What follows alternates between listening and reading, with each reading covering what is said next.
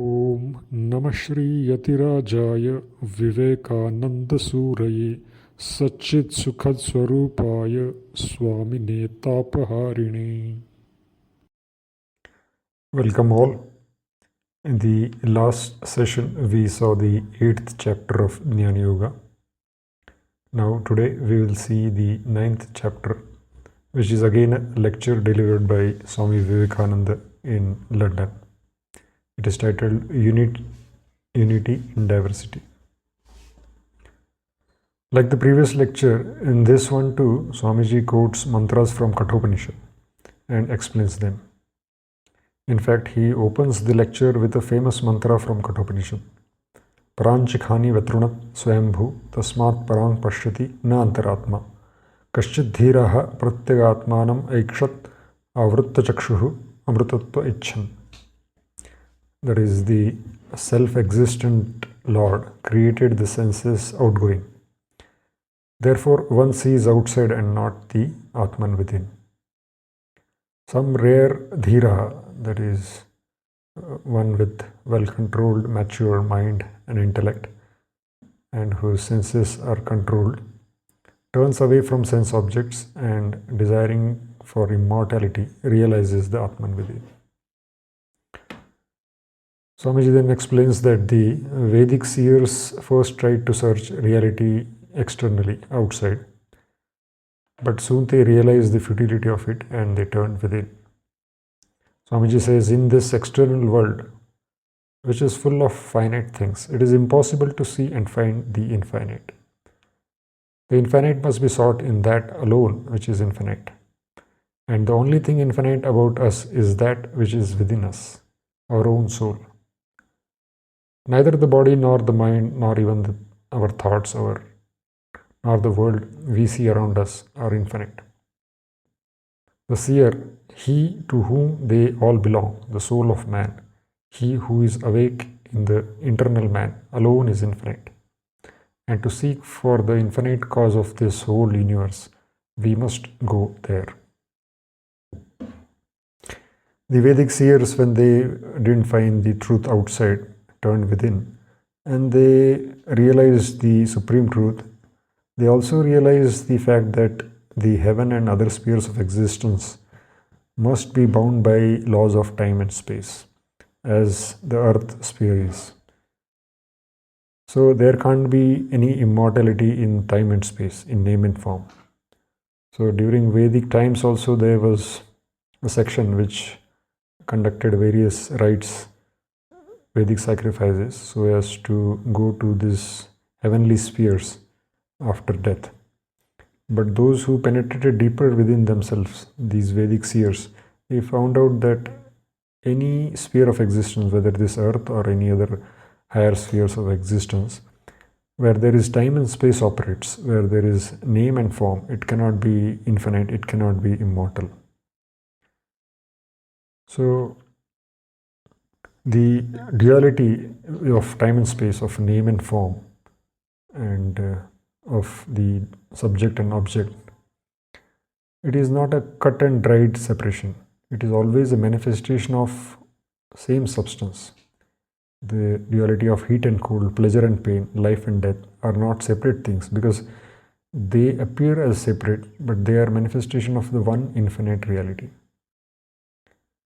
Then Swamiji again counters the theory that in course of evolution all evil will be eliminated and good alone will remain. This he had done in previous lectures also. He says it is absurd and it is not an observed fact. The amount of pleasure and pain, heat and cold and all the dualities, they remain the same because they are not two separate things. He says if good increases in arithmetical progression, evil increases in geometrical progression. And this is Maya. This is neither optimism nor pessimism. Vedanta does not take the position that this world is only a miserable one. That would be untrue. At the same time, it is a mistake to say that this world is full of happiness and blessings. So it is useless to tell children that this world is all good, all flowers, all milk and honey. That is what we have all dreamt. At the same time, it is erroneous to think, because one man has suffered more than other, that it is all evil. It is this duality, this play of good and evil, that makes our world of experiences. At the same time, the Vedanta says, do not think that good and evil are two separate essences, for they are one and the same thing, appearing in different degrees and in different guises, and producing differences of feeling in the same mind. Then Swamiji also discusses some of the Kathopanishad shlokas, one of which we saw in our album, our playlist, Arunachala Musings. Agni yathaiko bhuvanam pravishto. That is, as fire coming into this world is manifesting itself in various forms, even so, that one infinite soul of the universe is manifesting himself in all these various forms. Swamiji says, do not run after the manifold, go towards the one. He who finds this ancient one gets real peace and none else. All heavens can be seen in the soul of man. The means required for this is pure mind.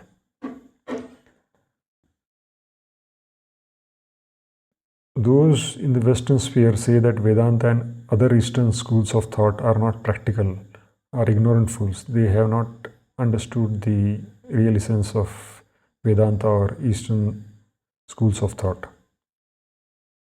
Swamiji says, you will generally hear that this Vedanta, this philosophy and the other Eastern systems look only to something beyond, letting go of the enjoyments and struggle of this life. This idea is entirely wrong. It is only ignorant people who do not know anything of Eastern thought and never had brain enough to understand anything of its real teaching that tell you so.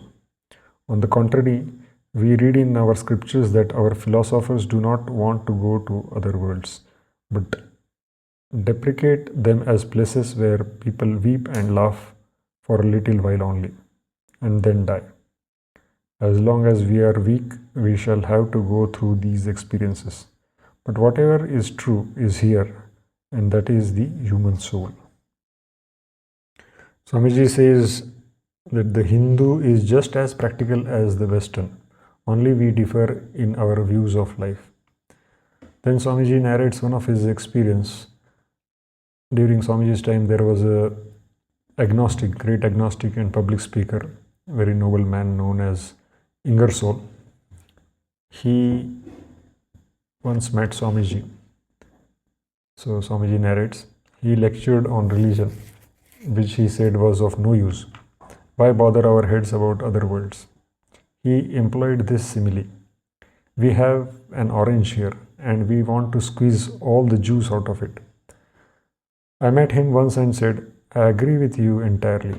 I have some fruit, and I too want to squeeze out the juice. Our difference lies in the choice of the fruit. You want an orange, and I prefer a mango. You think it is enough to live here and eat and drink and have a little scientific knowledge. But you have no right to say that will suit all tests. Such a conception is nothing to me. If I had only to learn how an apple falls to the ground, or how an electric current shakes my nerves, I would commit suicide. I want to understand the heart of things, the very kernel itself. Your study is the manifestation of life. Mine is the life itself. My philosophy says you must know that and drive out from your mind all thoughts of heaven and hell and all other superstitions, even though they exist in the same sense that this world exists. I must know the heart of this life, its very essence, what it is, not only how it works and what are its manifestations. I want the why of everything. I leave the how to children. As one of your countrymen said, while I am smoking a cigarette, if I were to write a book, it would be the science of the cigarette. It is good and great to be scientific. God bless them in their search. But when a man says that is all, he is talking foolishly, not caring to know the reason d'etre of life, never studying existence itself. I may argue that all your knowledge is nonsense, without a basis. You are studying the manifestations of life. When I ask you what life is, you say you don't know. You are welcome to your study, but leave me to mine. Thus, Swamiji explained the interaction with Ingersoll and also highlighted in a sense, the Western way to look at life and the Eastern way to look at life. He who finds all that life offers only in sense plane has no understanding of the mystery of life itself. Way of the West to explore external world is practical from a point of view, but the way of the East to solve the mystery of soul and existence by diving deep within is also practical. There is no point saying that one is correct, the other is wrong. Then Swamiji says, in the long run, all must reach this self. He says, a time must come when every man will be as intensely practical in the scientific world as in the spiritual. And then that oneness, the harmony of oneness, will pervade the whole world. The whole mankind will become Jivan Muktas, free while living. We are all struggling towards that one end through our jealousies and hatred, through our love and cooperation. Thus ends the lecture, Unity in Diversity. Next, we will be looking at the lecture, Freedom of the Soul. Om Tat Sat.